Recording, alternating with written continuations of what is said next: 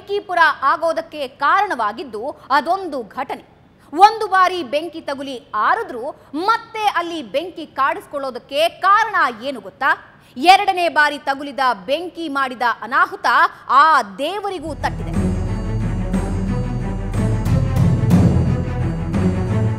ಬಂಡೀಪುರದ ಅರಣ್ಯ ಸಂಪತ್ತಿಗೆ ಕೊಳ್ಳಿ ಇಟ್ಟವರು ಮನುಷ್ಯರೇ ಅನ್ನೋದು ಕನ್ಫರ್ಮ್ ಆಗಿದೆ.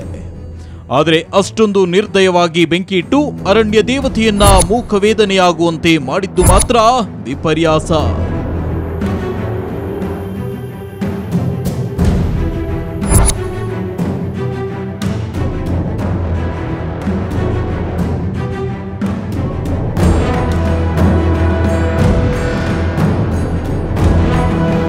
ಕುಂದುಕೆರೆಯಲ್ಲಿ ಆರಂಭವಾದ ಬೆಂಕಿ ಅಪಾರ ನಷ್ಟದ ಯಾವುದೇ ಮುನ್ಸೂಚನೆ ನೀಡಿರಲಿಲ್ಲ. ಎರಡನೇ ದಿನದಲ್ಲಿ ಬೆಂಕಿಯನ್ನ ಸಂಪೂರ್ಣವಾಗಿ ನಂದಿಸಲಾಯಿತು. ಆದರೆ ಇಷ್ಟಕ್ಕೆ ಸುಮ್ಮನಾಗದ ದುಷ್ಟಕೂಟ ಬೆಂಕಿ ಎಲ್ಲಿ ಹಚ್ಚಿದರೆ ಅನಾಹುತ ಹೆಚ್ಚಾಗುತ್ತೆ ಅನ್ನೋದನ್ನ ಅರಿತು ಗೋಪಾಲಸ್ವಾಮಿ ಬೆಟ್ಟದ ಬುಡಕ್ಕೆ ಬೆಂಕಿ ಹಚ್ಚಿದೆ.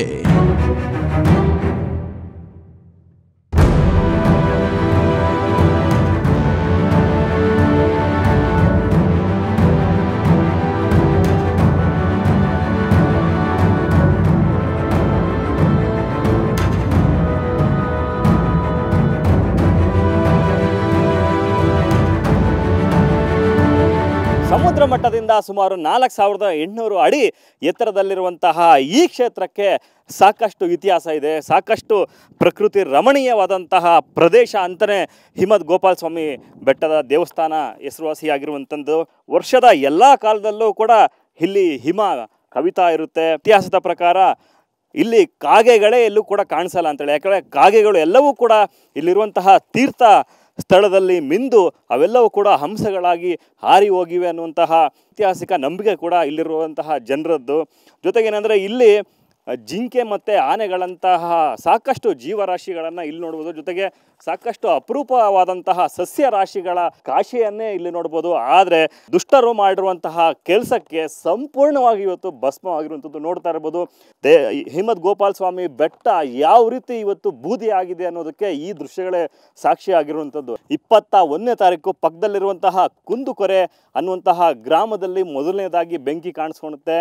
ಅದನ್ನು 22ನೇ ತಾರೀಕು ಸಾಯಂಕಾಲ ಅರಣ್ಯ ಇಲಾಖೆಯ ಸಿಬ್ಬಂದಿ ಆರಿಸ್ತಾರೆ. ಅದಾದ ಬಳಿಕ 22ನೇ ತಾರೀಕು ಅಂದರೆ ಅವತ್ತು ಸಾಯಂಕಾಲನೇ ಹಿಮದ್ ಗೋಪಾಲಸ್ವಾಮಿ ಬೆಟ್ಟಕ್ಕೆ ಬೆಂಕಿಯನ್ನು ಇಡಲಾಗುತ್ತೆ. ಅಲ್ಲಿಂದ ನಿರಂತರವಾಗಿ 3-4 ದಿನಗಳ ಕಾಲ ಸಂಪೂರ್ಣವಾಗಿ ಬೆಂಕಿ ವಿಸ್ತಾರವಾಗ್ತಲೇ ಹೋಗ್ತಾ ಇರುತ್ತೆ.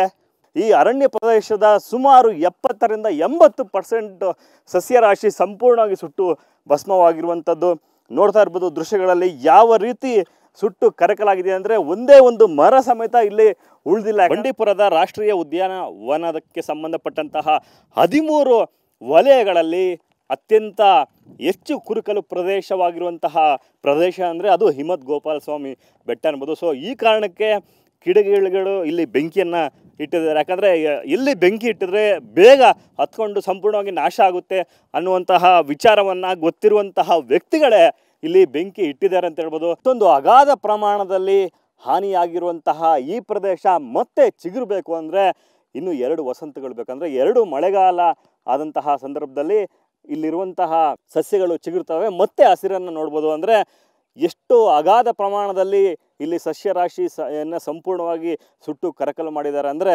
ಅವ್ರಿಗೆ ನಿಜಕ್ಕೂ ಕೂಡ ಮನುಷ್ಯತ್ವ ಅನ್ನೋದೇ ಇಲ್ವೇ. ಯಾಕಂದರೆ ಇಲ್ಲಿ ಸಾಕಷ್ಟು ಸಸ್ಯರಾಶಿಗಳಿವೆ ಮತ್ತು ಸಾಕಷ್ಟು ಜೀವರಾಶಿಗಳಿವೆ.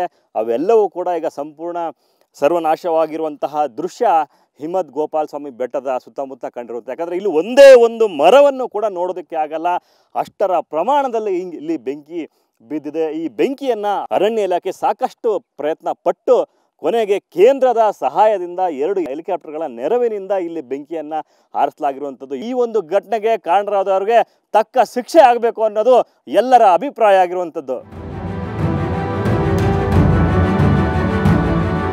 ಯಾರೋ ಕಿಡಿಗೇಡಿಗಳು ಮಾಡಿರುವ ಈ ದುಷ್ಕೃತ್ಯಕ್ಕೆ ಸಾಕ್ಷಾತ್ ಗೋಪಾಲಸ್ವಾಮಿ ತನ್ನ ದಿನನಿತ್ಯದ ಪೂಜೆಯಿಂದ ದೂರವಾಗಿದ್ದಾನೆ. ಈಗ ಶ್ರೀ ಕ್ಷೇತ್ರ ಮೌನವಾಗಿದೆ. ಆದರೆ ಯಾವಾಗ ಬಂಡೀಪುರದ ಘಟನೆ ರಾಷ್ಟ್ರ ಮಟ್ಟದಲ್ಲಿ ಗಮನ ಸೆಳೆಯಿತೋ ಅವಾಗ ಅರಣ್ಯ ಅಧಿಕಾರಿಗಳ ತನಿಖೆ ಜೋರಾಯಿತು. ಅರಣ್ಯಕ್ಕೆ ಬೆಂಕಿ ಇಡ್ತೀನಿ ನೋಡಿ ಅಂತ ಹೇಳಿದವನೊಬ್ಬ ಸಿಕ್ಕೇ ಬಿಟ್ಟ. ಸರ್, ಯಾರೋ ಕಿಡಿಗೇಡಿಗಳು ಕೆಳಗಡೆಯಿಂದ ಬೆಂಕಿ ಹಾಕ್ಬಿಟ್ಟಿರ್ತಾರೆ. ನಾವು ಶನಿವಾರ ಬೆಳಿಗ್ಗೆ ಪ್ರತಿ ವಾರ ನಾವು ಪಂಚಾಮೃತ ಅಭಿಷೇಕ ದಿವಸ 8:30ಗೆ ಬರೋದು ನಾವು. ಅವತ್ತು ನಾವು ಕೆಳಗಡೆ ಬಂದಾಗ ಹೊಗೆ ಎಲ್ಲ ಆಯಿತು.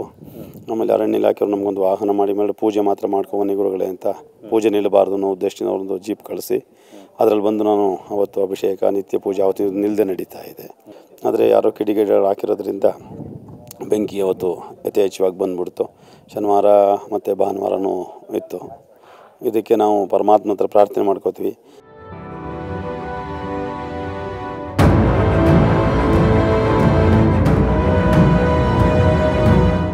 ಬೆಂಕಿಯ ಆರ್ಭಟದ ಎಫೆಕ್ಟ್ ಆ ದೇವರಿಗೂ ತಟ್ಟಿದೆ. ಸಾವಿರಾರು ಎಕರೆ ಪ್ರದೇಶ ಸುಟ್ಟು ಬೂದಿಯಾಗಿದೆ. ಇಂತಹ ದೊಡ್ಡ ಅನಾಹುತಕ್ಕೆ ಕಾರಣ ಯಾರು ಹೇಳ್ತೀವಿ ಮತ್ತೊಂದು ಬ್ರೇಕ್ನ ನಂತರ.